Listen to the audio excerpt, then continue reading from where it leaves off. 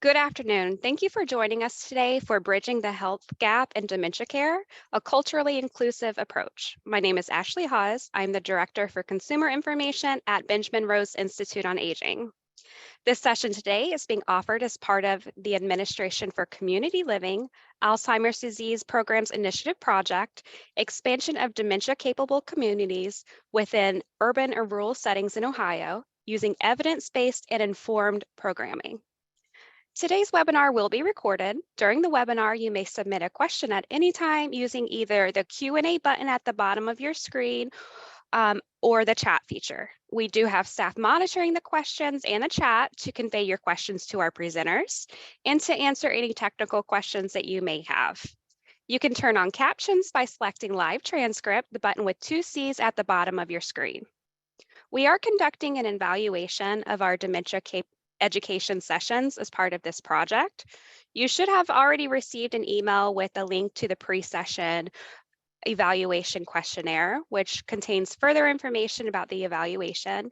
If you did not have a chance to complete the pre-session questionnaire, we ask that you please complete this now using the link that's been provided in the chat. By doing so, you are helping others in your community. Your responses and feedback will be used to show the impact of programs like these and to improve the tools and resources provided to individuals living with dementia and the people who support them.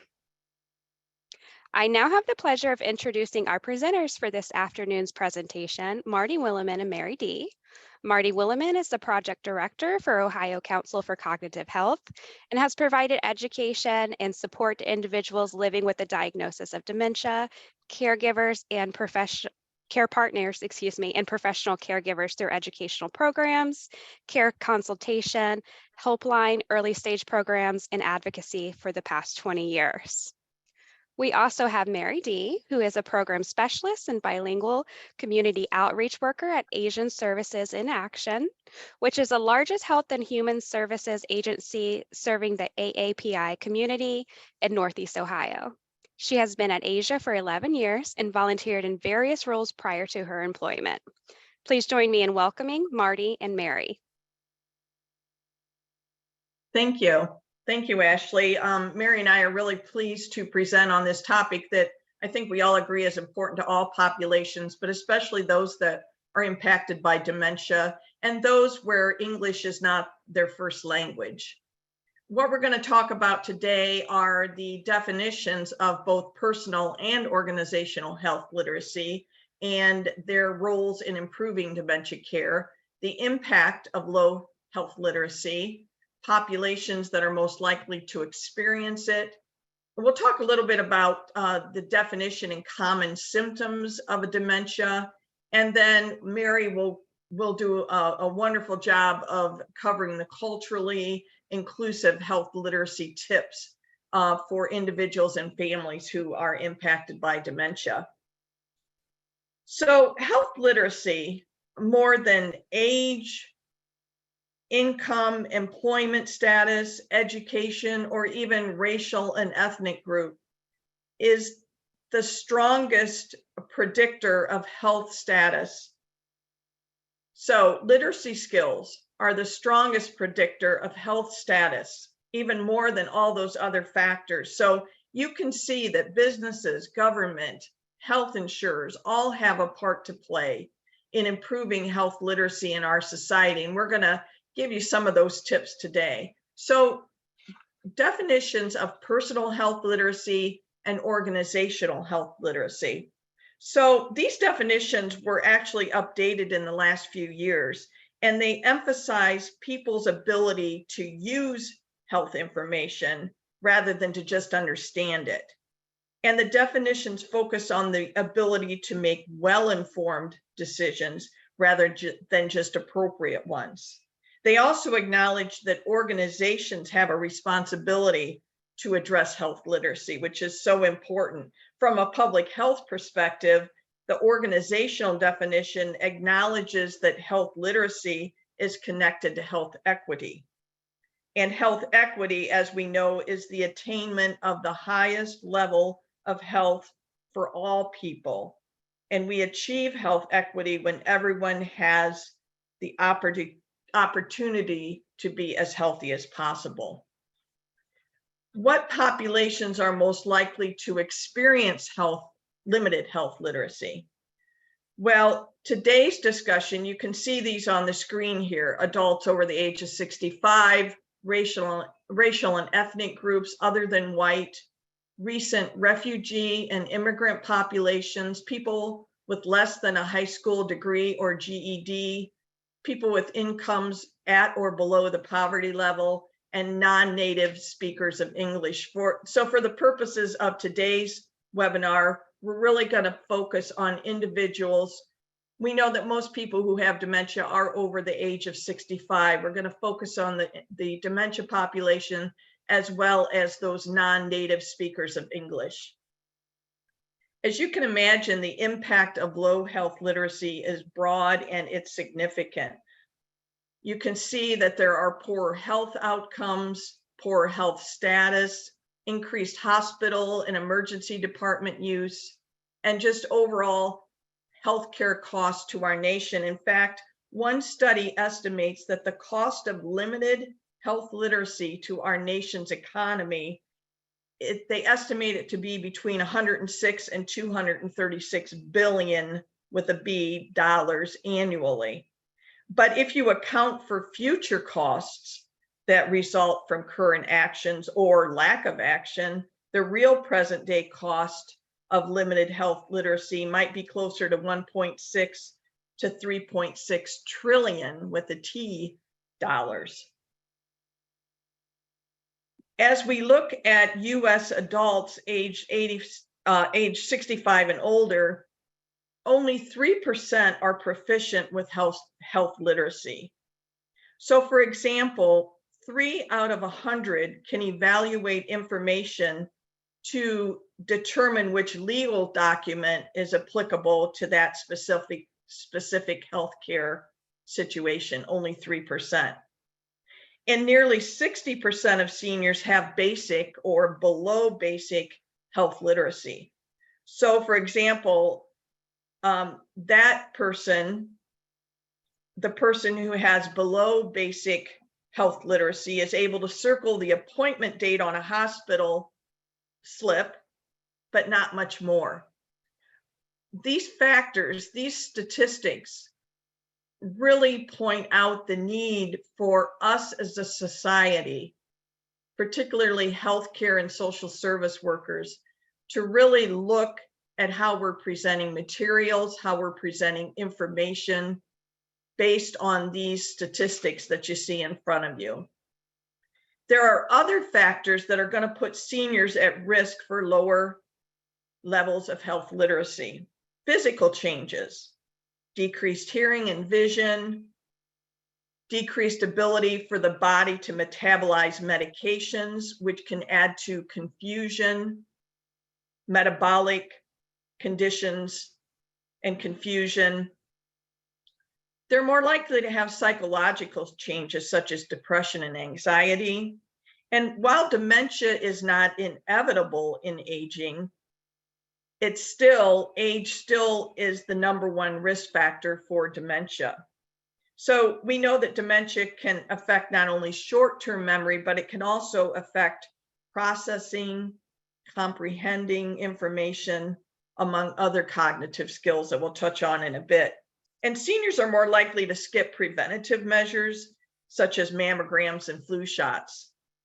Along with skipping those preventative measures, seniors are less likely to participate in preventative services, such as tobacco cessation and obesity prevention programs. They also have more chronic illnesses and use more medical services than other adults. In fact, about 85% of older adults have at least one chronic condition that they must manage: diabetes, heart disease, lung disease, just to name a few. So, and finally, seniors take more medicines, more medications, which can increase the chance of adverse drug effects, whether it's due to complicated dosing or complicated scheduling of the medication, reading and understanding labels. So when we think about the effects of aging and general health literacy, and then we add dementia, we really are compounding the challenges of that effective and that comprehensive health literacy.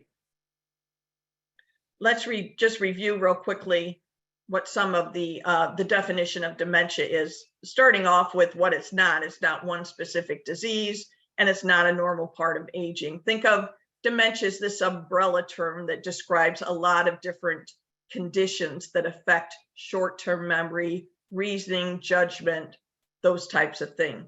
We know that it can occur in different and multiple areas of the brain. And depending on the area of the brain that's affected, you might see someone with dementia, one type of dementia, have more trouble with short-term memory. Another individual with dementia may have more trouble with communication, or even personality changes, judgment, and decision-making. But all in all, the changes associated with dementia are going to be progressive, and they're going to be at the level where it's interfering with their daily life. We know that Alzheimer's disease is the most common type of dementia, and there are other types though. Again, frontal temporal degeneration will affect the front part of the brain, causing more changes, perhaps with behaviors and judgment and decision-making, etc. As we look at the signs and symptoms of dementia, it's important to understand that these symptoms are going to vary from person to person. And that's why we always say, if you've seen one individual with dementia, you've seen one individual with dementia. But think about how these factors in themselves could really change the health literacy level of an individual. If I go to the doctor and I'm given a new diagnosis, or I've been given instructions on how to use this new inhaler, if I have short-term memory loss, it is going to be difficult for me to recall that information 10 minutes from now, an hour from now, 2 weeks from now. If I'm told that I need to schedule therapy sessions for my leg, that takes a lot of planning. Who do I call? Is my insurance covered under this company's plan? How am I going to get to my appointments? What time of the day should I try to schedule them? You can see how all of these symptoms can really be tied into health literacy, understanding and acting upon that health information. So it will affect confusion with time and place. So missing medical appointments, missing medications, trouble understanding visual images and spatial relationships. So I've been given this new walker that I have to use. Well, I need to be able to judge how far to advance that walker and then take my step. So judging distances, depth perception, that is affected when an individual has dementia. New problems with words, both spoken and written. There again, if I am given a set of instructions that are too complicated, too wordy, it's going to be hard for me to read through those, to remember those. I might do better with a video that I could watch, or a pamphlet that has bigger font with less words on it. Misplacing things and losing the ability to retrace steps. Decreased or poor judgment. Again, I've been told to put 50% weight bearing on my right leg. How do I judge what 50% of that is? Withdrawing from work or social activities. And finally, changes in mood or personality. So these are all symptoms that are associated with all kinds of dementia, and greater impact for those in their health literacy skills. So what can we do? Well, just basic good communication tips. When you're speaking with someone, come from the front, introduce yourself, and explain what you're doing every time. Again, short-term memory is affected. I, as your patient, might not remember your name. I might not remember what we're here to do. So just very easily explain that to me. Make eye contact Talk directly with the individual. Don't talk past the person. Their care partner might be there, but you want to include both of those individuals in your conversation. Create a welcome and helpful environment with minimal distractions. If there's a quiet area, a more quiet area of the facility to go to or the office to go to, try to use that space that has less distractions and less noise.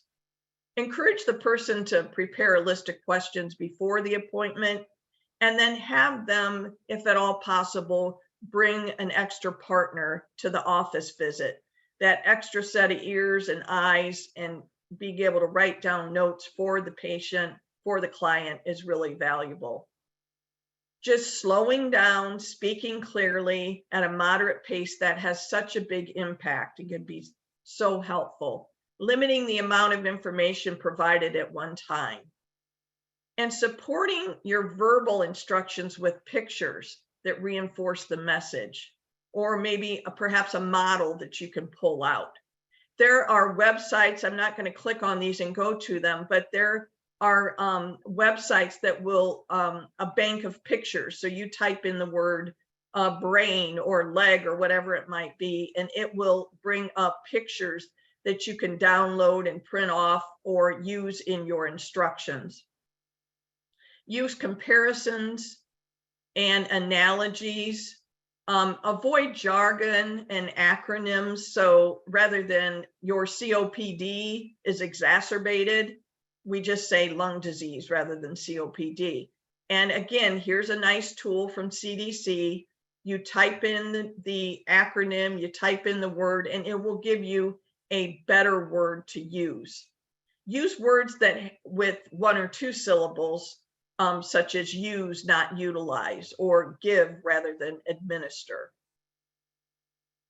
Using tools and resources to back up what you've told the client, what you've told the patient. So there are a lot of great pamphlets, booklets out there. You might consider the use of videos to help explain that concept. Models are effective also. I'm sure that those in the audience have a lot of other tools that they use, but don't rely just on the verbal instructions. That's not going to be enough. We have at Ohio Council these nice quick tip sheets on a variety of topics. These are just a few of the subject matters that we have available. And we also have them in short 2-minute animated videos as well. So these are nice tools to enhance the learning as well. So use short, simple sentences, one idea at a time. You see the less helpful example here and the more helpful example to the right. Be specific. Instead of make sure you get adequate rest, you turn that into a number. We'd like you to get at least 7 hours of sleep every night.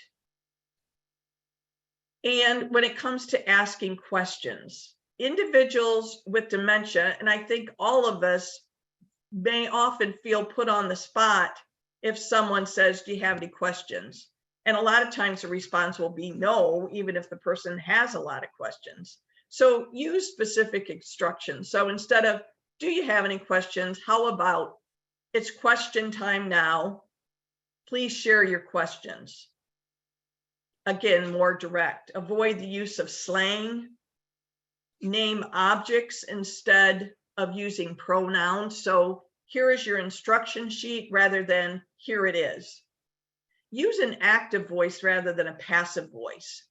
So active will be, we're going to be asking you for information about your medical history rather than you will be asked to give information about your medical history. So the active is going to be a better form than the passive. Do the math for the person. So if their appointment's going to cost them $100 and there's a 20% copay, you simply say your cost today is $20 rather than explaining all of that. Use frequency, 1 out of 10, for example, instead of percentages. Focus on, again, giving only need to know concepts. Too much information will overwhelm the person and really, may cause them to shut down and not be able to hear anything else that's been said. use words that are relevant to that individual, and then use that teach back method. I love this, where you ask, the person to demonstrate. You say, okay, we've talked a lot about this new medication. I'd like you to demonstrate how you're going to use this inhaler. I'd like you to tell me how often, what time of the day you're going to use this new medication, so that you're not quizzing the person, you're just making sure that the person has understood what you've said to them and what you've shown them. So words do matter. Terminology matters. Think about how you can take some of these common medical health-related terms and turn them into one that's perhaps easier to understand. So instead of, we're going to be doing an assessment on you today, you call that assessment a test or an exam. Instead of saying, look for adverse reactions, you might say unwanted or bad. Depressed becomes sad or unhappy. You can see, I could give you pages and pages of this example, but really think about the terms that you're using and how that might be worded into a more simple term that's understood. So instead of flexing, it's bending. Instead of extension, it's straightening. Hypertension, you just say that that's high blood pressure. So I've given you a lot to think about here, but I really want to give Mary some time to talk about those culturally inclusive approaches to bridging this health literacy gap when dementia is a factor. So Mary, I'm going to let you take it from here.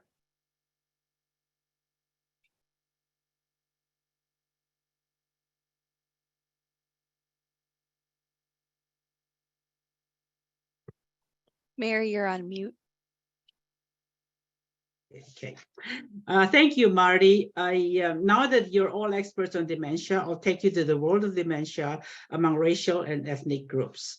All of the communication tips that Marty presented apply to racial and ethnic groups as well. It takes a lot for immigrant populations. It takes a lot more than translating health information into their first language to improve health literacy. So my presentation will center on culturally inclusive approach to bridging the health literacy gap in dementia care. Next slide, please. We will talk about the perceptions of dementia and family characteristics among racial and ethnic groups. Different cultures have different beliefs about dementia. For example, some cultures may view dementia as a sign of weakness or a punishment from God. Among racial and ethnic groups, cultural beliefs about dementia are a barrier to its acceptance and diagnosis. Hence, people do not get screened at an early stage. There is the shame and stigma associated with any type of dementia. There is a fear that it will bring shame to their families. Because some families isolate a family member who has dementia, the person does not get diagnosed until the late stages of the disease. Many do not seek medical help unless they have other serious health concerns or issues. For example, in the Nepali culture, they will seek out the shaman, who is a priest or priestess, who uses magic for the purpose of curing the sick before they go to their medical doctor. The monks who live in Laos and who fought alongside the Americans during the Vietnam War attribute dementia to spiritual causes. They believe that the evil spirit has taken over the person's soul, causing the person to become crazy and forgetful. They seek out traditional healers or their pastors if they are Christians. It is also possible that some families are in denial. Cultural obligations of caregivers also lead to underutilization of diagnostic screenings until it is too late for intervention. This is true of Asians and Eastern Europeans as well. One of our staff, Rudy from Albania, told me that in their culture, it is also possible that in their culture, you don't abandon your elders. Dementia is considered among various cultures to be a normal part of aging. This explains why they do not talk about it with their healthcare providers. One of our staff, Gina, who is Karen, an ethnic group in Myanmar, formerly Burma, told me that his people look at someone with dementia as going back to being a child. Among certain racial and ethnic groups, there may be a perception or belief that dementia is a normal part of the aging process. For example, in some cultures, memory loss is seen as a normal part of aging and is not considered a medical condition. This can lead to delays in diagnosis and treatment. In some cultures, there may be, it's non-existent in some languages, or they have a different meaning. And this can make it difficult to diagnose and treat dementia in people who speak these languages. For example, the word dementia does not exist in the Karen and Albanian languages. Some of the reasons why the concept of dementia may not exist in some cultures include different understanding of aging. In some cultures, aging is seen as a time of decline and loss of faculties. In other cultures, aging is seen as a time of wisdom and experience. This difference in understanding can lead to different views on dementia. Many of the racial and ethnic groups live in multi-generational households. According to a 2021 Pew Research Center survey, about 24% of Asian, 26% of Black, and 26% of Hispanic Americans lived in multi-generational households, compared with 13% of white Americans. Some cultures place a high value on family and community, and this can lead to more multi-generational households. For example, in some Asian cultures, it is considered a sign of respect for adult children to live with their parents. Economic factors. Multi-generational households can be a way to save money and to provide support for elderly parents. For example, in some Hispanic cultures, it is common for adult children to live with their parents in order to help care for them. Immigrants are more likely to live in multi-generational households than native-born Americans. This is because immigrants may not have the same social networks or resources as native-born Americans, and they may need the support of their families. When I first came to the United States, I could never understand why American parents kick their kids out as soon as they reach the age of 18. Okay, maybe I'm exaggerating. Since most families live in multi-generational households, there is not a compelling reason for the elderly to learn English. They rely on their children. Javier Becerra, the Secretary of the Department of Health and Human Services, recalls being the ad hoc interpreter for his parents. Next slide, please. Okay, we're now going to talk about health literacy among racial and ethnic groups. You can look at the two columns as I'm going along because I have to go a little bit faster. Health literacy is essential for patients to understand medical information, utilize medical resources, and make informed or shared decisions. However, the capacity to handle health information is often compromised in older adults with cognitive decline. Some of these factors, the second column there, cultural barriers. Individuals from racial and ethnic groups, as we learned earlier, have different cultural beliefs about health and illness than English-speaking individuals. Caregiving roles, gender and elder roles, literacy levels, cultural adaptations, and cultural beliefs about Western medications compared to traditional healing practices can affect a person's medical care. For example, in some cultures, the family members take care of the individual through the end of life and would not consider a nursing home or paid caregiver. In more patriarchal cultures, males may need to be included for decision-making regarding treatment and care. It is also important to remember that some refugee and immigrants have suffered great trauma, serious losses, and/or were living in extreme poverty and unrest before coming here, all of which could affect care and treatment. Healthcare providers have had to take extra steps to explain to them that they must first see a doctor before they can get a prescription medicine, or that medicines they take from their home country could interact sometimes adversely with the medicines Western doctors prescribe for them. Another factor is language barriers. As dementia progresses, patients may have difficulty understanding and communicating in their native language. And this can make it difficult for them to communicate their symptoms to their healthcare providers, understand their treatment options, and adhere to their treatment plans. According to the Alzheimer's Association, approximately 20% of people with dementia in the United States speak a language other than English at home. This number is even higher among certain racial and ethnic groups, such as Hispanics, 33%, and Asians, 45%.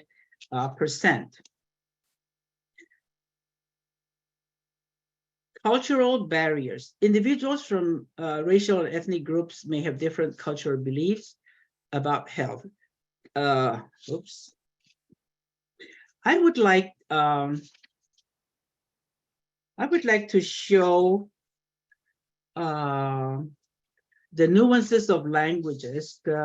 Marty would like me to show this, so let's do. Okay, and these are some stats that I'll let you read.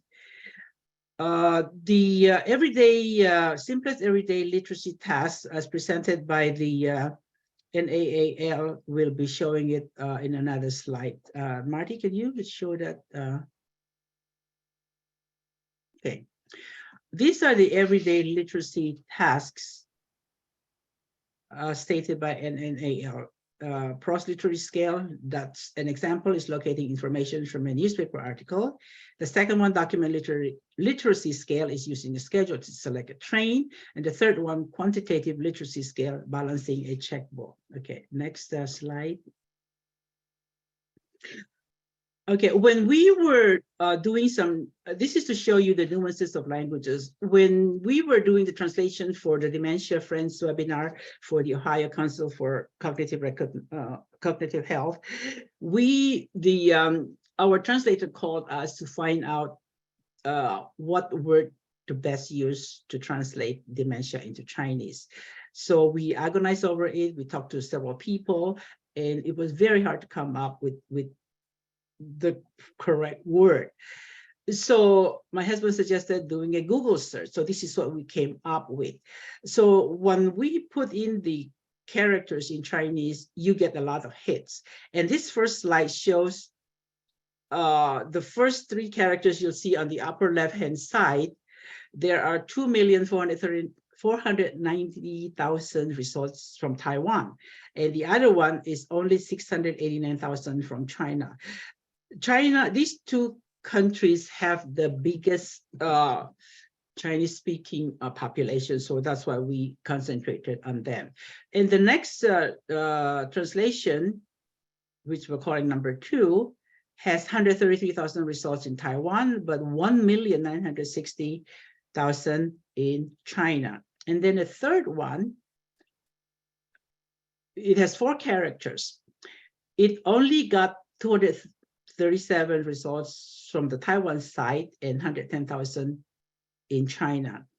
Well, do you want to guess which one we went with? We went with this one, the last one, even though it is the least popular based on both sides.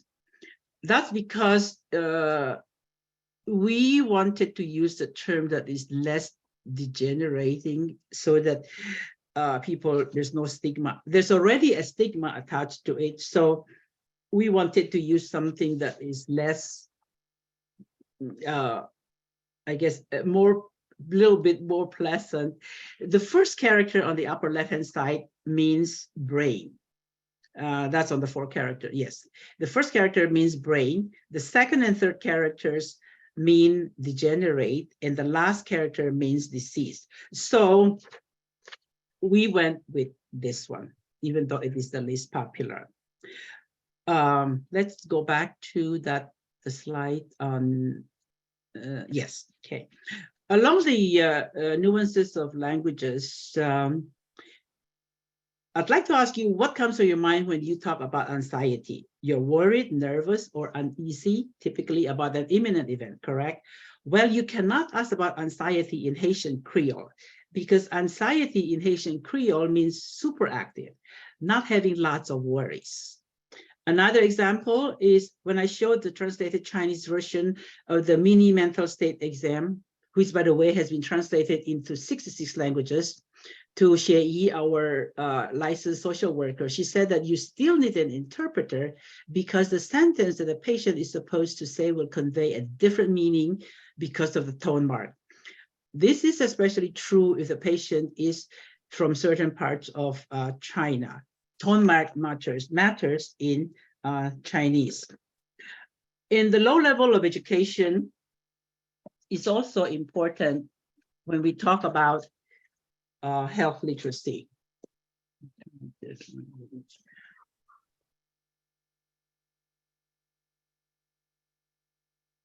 And it leads to, because of low limited health literacy, the racial and ethnic groups could not get, they don't have enough information to make an informed decision, and thus it results in delayed diagnosis, which can be very, very critical. So what are some of the solutions? Creating culturally and linguistically appropriate information in multiple languages. It should reflect the cultural values of the target audience, including the languages spoken by the people that you serve. It can be written in plain language by using simple language, avoiding jargon, and using visuals, which is very, very important. And many of the tips can also we can also use the ones that Marty mentioned. Using interpreters. It's crucial to identify the preferred or first language, taking into account the dialect used by the elderly patients and their caregiver. By the way, the gold standard in medical interpreting is to have an in-person certified medical interpreter. They go through a 40-hour training and they take a test.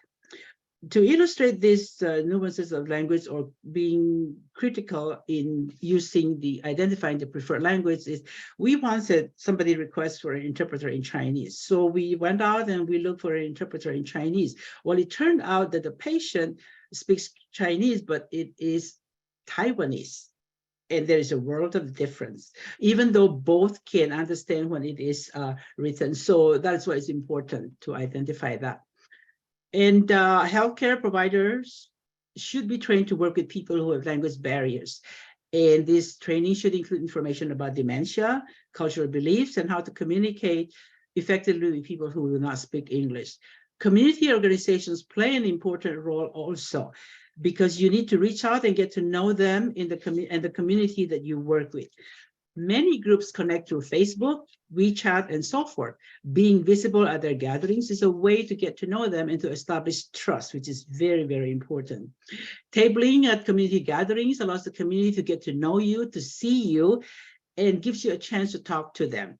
Earning the trust will help you to connect to the families. You can also reach out to faith and community-based leaders and informal leaders. You have to meet them where they congregate. Other solutions are culture brokers or bilingual, multilingual community health workers, focus groups, and also involving caregivers. And I'd like to move on to the last slide, Marty. Okay. I wanted to end my presentation with a health communication paradigm that we see with patients with dementia, but is also seen in regular visits to providers. This was adopted from the health communication paradigm mentioned in the article Uncertainty and Health Literacy in Dementia Care by Dr. Raymond Law. In a normal visit to a doctor's office for someone who does not have dementia, we have a doctor-patient pattern. From a clinician's perspective, the doctor-patient communication, which he calls the dyad, during clinical encounter is meant to ameliorate the gap between the complexity of disease and the degree to which people can understand and handle the disease. However, people with cognitive impairment or dementia, the gap is enormous and not possible to shorten without a third party or a health advocate. A health advocate is a person who can ask questions, write down information, and speak on the patient's behalf. In dementia care, this role is usually taken on by an informal caregiver, a family member, or a trusted friend. Therefore, the health communication paradigm shifts from doctor patient dyad to doctor, caregiver, patient triad in dementia care. The health literacy of caregivers for dementia, or the degree to which caregivers can understand the illness and obtain the resources, is clearly the key to successful dementia care. However, in dementia care for limited English proficient, which is LEP, the health communication paradigm shifts from doctor, caregiver, patient triad to what I call a quadrant, because if the caregiver is also limited English proficient, an interpreter now becomes a part of the health communication equation. Providers and healthcare institutions normally do not allow patients or even trusted friends to do the interpreting for the patient. I can remember trying to do interpreting for my mother, but they refused to let me in the room. And we were frantic because they could not find somebody who speaks the dialect. So you can imagine the agony and the frustration we experienced at that time. Now, the simplicity of this slide does not capture, I want to emphasize that the simplicity of this slide does not capture the intricate dynamics present in a doctor-patient visit, particularly within racial and ethnic groups. The diverse range of factors, including cultural beliefs, limited English proficiency, interpreting needs, limited health literacy, caregiving responsibilities, and others highlighted in this presentation, underscores the complex challenges that extend beyond the understanding of our mainstream society. By acknowledging and understanding these challenges, healthcare providers can play a crucial role in ensuring equitable care for our patients, regardless of their race or ethnicity. It is also crucial for racial and ethnic groups to actively engage in and participate in addressing these challenges. So now, bringing back to our first slide, I conclude that for immigrant populations, we just do not want to concentrate on translating health information. It's more, much more than that. Thank you. Thanks, Mary. And I also want to make the point, thanks for making that last point. I really want to make the point that we want to think about health literacy as more than just people being able to find medical information through a Google search. It's much more than that. We want people to be able to not only find the information, but then also understand it and act on it in a way that's going to bring the best outcomes for that person. So the subject is more complex than what it reads. But I think hopefully we've given you some tips and some things to think about in your practices, in your role, to really promote that health literacy in your clients that you work with. So at this point, I am going to stop sharing my slides, and I am going to turn it over to Ashley. Thank you, Marty, and thank you both for that great presentation. So we are going to begin the question and answer portion of the presentation. So just as a reminder, if you do have any questions that you would like to ask our presenters, you can either enter them into the chat or you can enter them directly in the Q&A, which is the bottom button at the bottom of your screen. So we did have a couple of questions come in. We had someone ask, specifically as community members, how can we better support people from diverse groups living with dementia while also being thoughtful and respectful? If you guys have maybe a couple of examples of some things that we could do to better serve as advocates. I think the first step is being respectful to racial and ethnic groups, and understanding that many of them have had traumatic experiences. And I think that is the very first step. And I guess not to not to come to a conclusion immediately, and getting to know other racial and ethnic groups, participating in their festivities, for example. That is one of them also. And I think being having an open mind. We try, for example, to join festivals and also to meet them where they are. And as far as our agency is concerned, that's what we do. I can remember I did know some of these groups because I don't come from these groups. I can remember parking myself at the temple of one of the groups.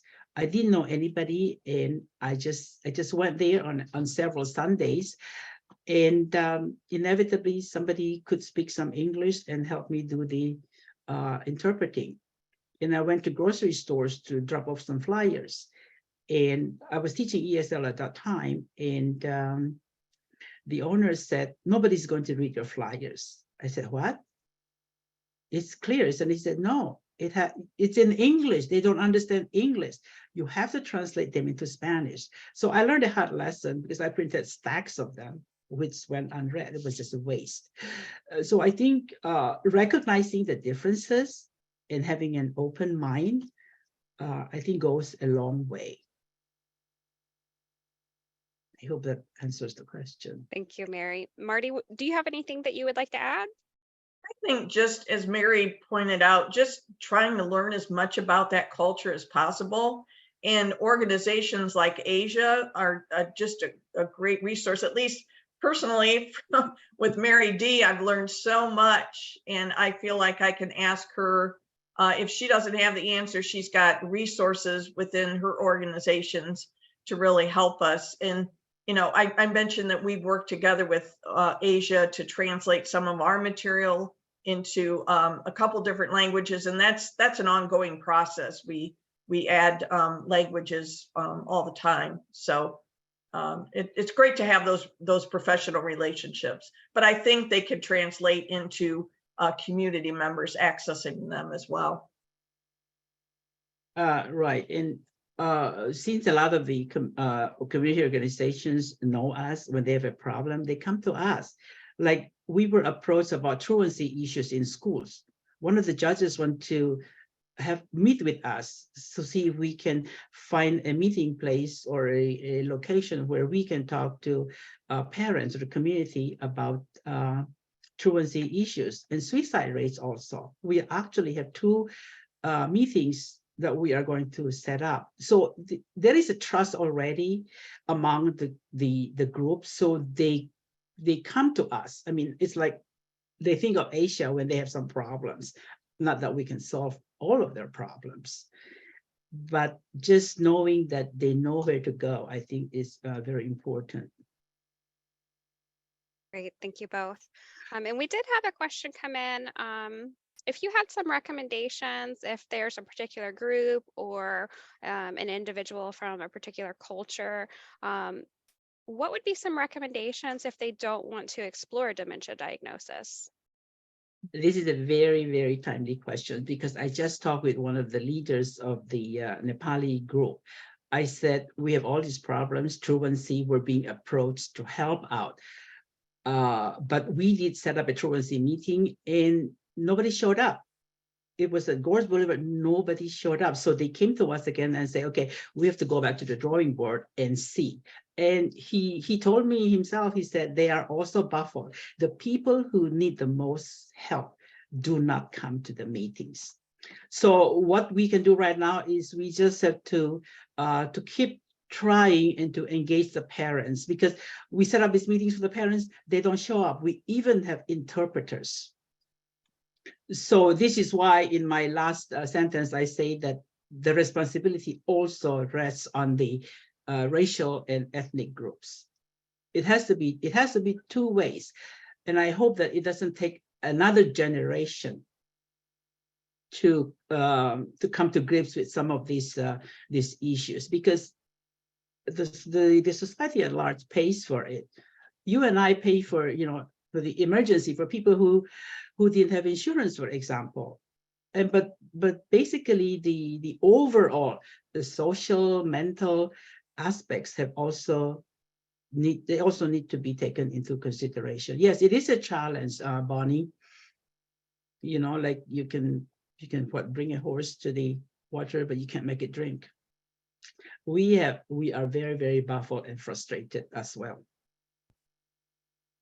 Thank you, Mary D. Marty, did you have anything to add to that point? I would just, what comes to mind is, I think, there are a lot of people that don't want the diagnosis.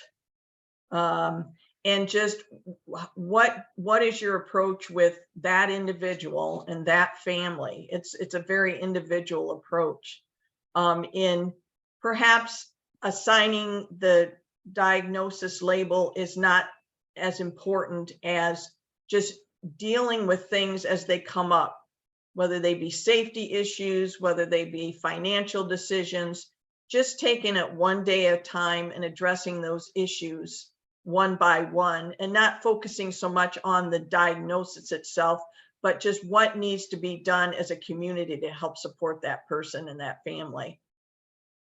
I want to go back to what I'm reading it more carefully now.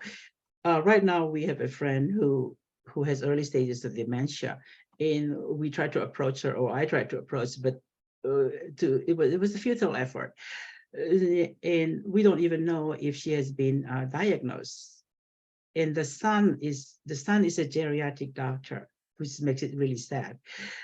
And so what I tried to do was the other day, a few weeks ago, I went to visit her. I brought some flowers to her. And so I think what I probably need to do is to go to her maybe more often and engage with her and talk. To me, she seemed perfectly normal, really, really normal. And I just couldn't understand what happened, because in other places, when I saw her, she was like in a trance. So this was a 360-degree change, and I couldn't fathom what happened. Thank you both. I think there's another question. Yeah, so a participant asked if either of you were able to speak about the LGBTQ plus community in dementia.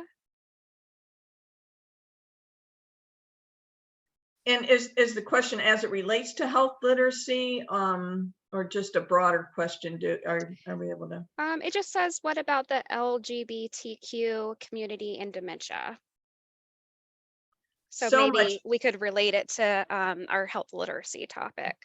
Yeah, just Mary, I don't know if you want to take it, but I'll just start by saying there's just a lot of great information about the impact of dementia on, a lot of different populations, including the LGBTQ population, and how with memory, the effects of the changes with memory, how that can lead to implications for perhaps an older adult who's now living with dementia, and how they perceive others around them. So yeah, it's such a broad question. There's so much, maybe a great topic for another webinar, Ashley. Mary, I don't know if you wanted to add anything to that.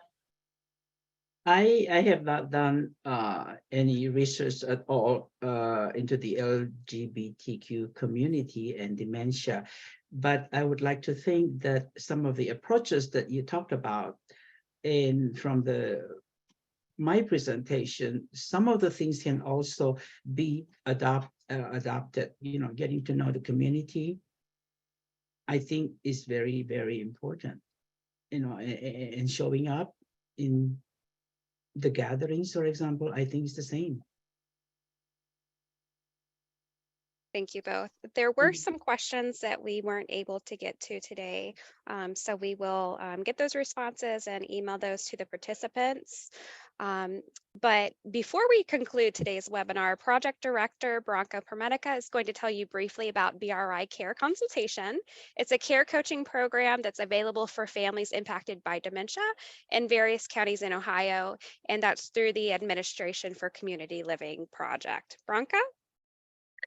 Thank you, Ashley, and thank you to our presenters, Marty and Mary. very informative. And I think I see a few care consultants, not only with the ACL projects, but a few others across the country who are also attending this. And I think it's a very important lesson for educational piece for care consultants to be able to incorporate everything that you have presented, the importance of learning about the cultures, asking questions on, what language or what approaches that individual approaches that they prefer. Also, focusing on kind of the one day at a time and not focusing so much on the dementia, but what do they need, right? What do they need in terms of thriving in the community? So I'm going to tell you about a program that, that is part of our ACL project, was called BRI Care Consultation, and how this program may help individuals from diverse backgrounds as well. So this is a telephone, email-based care coaching program. And for the RECL project, it's specifically for those at risk for developing dementia, including those with an intellectual and developmental disability. I'm going to tell you a little bit about the areas that this program serves in our funding areas, and it's available at no cost. But I'm going to dive in and tell you a little bit about the program first. So you're going to just switch the slide over to the next one. So this is a program where a family gets matched up with a personal care consultant, and that care consultant really gets to know the family, really gets to know what they're looking for in terms of help. It does have a pretty nice assessment that's used, but it's a very natural process where the family doesn't even feel like they're being assessed. And it pretty much help with anything in terms of getting connected to services, prioritizing the concerns that families may have, and really breaking it down into a step-by-step plan. The care consultant really can work with families on how to best communicate with loved ones and how to manage those difficult situations and behaviors as well. And the program is ongoing for the duration of the funding period, so about a year, but many of our delivery sites are sustaining the program beyond the year, so you could have for a little bit longer. And it really helps to bring other family members and friends involved as appropriate culturally, and I guess just kind of encouraging that help and assistance, and also giving emotional support. Next slide, please. So this program, BRI Care Consultation, I do want to preface this by saying that if you go on our webpage on benrose.org and go to BRI Care Consultation, we actually have a map across the country where this program is available. And for those areas in which it's not available, we encourage you to contact Benjamin Rose to be able to link you or provide additional support. But as far as within the funny areas in Ohio and a little bit in West Virginia, here's who you could contact. So the Benjamin Rose Institute on Aging, you have the counties that are served here, the 5-county area around Greater Cleveland. And for persons with intellectual and developmental disabilities, you have the contact information for Welcome House. We also have 2 rural sites in southeastern Ohio, Washington County, and also they also deliver a lot of services in Woods and Pleasant, so they're included in the service delivery. And we have Athens County in Ohio. So I encourage you to contact us. Like I said, for those of you that are attending this presentation and are not within these areas, feel free to contact Benjamin Rose and just ask for We Care, because if you do, we may be able to connect you to other services as well. Thank you. Thank you, Bronca. Mhm. And again, we want to thank our presenters today. So thank you, Marty. Thank you, Mary D. It was just such a great presentation. I know everyone was sharing in the chat how they really enjoyed the presentation and how in-depth you guys went with your recommendations. So thank you again. And then we want to thank all of you for joining us today for Bridging the Health Gap in Dementia Care, a culturally inclusive approach. A recording of today's session will be made available at www.benrose.org on the event registration page and in our resource library. And we will also be emailing that out to participants as well. Feel free to share that with those who could not attend today. We are offering more webinars like this for community organizations and families who have been impacted by dementia each quarter of this ACL project. We hope you will join us for Benjamin Rose's upcoming 17th annual CATS Policy Lecture webinar. That's going to be held on Thursday, July 13th. The title this year is Safe, Affordable, and Sustainable Housing for Older Adults. So we're really excited about that. In order to register for the CATS Policy Lecture and stay up to date about all of our upcoming webinars, please visit our website, which is again www.benrose.org. Now in the chat, you will see a link to the post-session questionnaire. You will also be receiving it via email later today. We ask that you please complete the post-session questionnaire within 1 week following today's session. As mentioned before, your responses and feedback will be used to show the impact of programs like these and also to improve the tools and resources provided to individuals living with dementia, as well as the people who support them. We thank you again for joining us, and we hope that you have a great rest of your day. Thank you.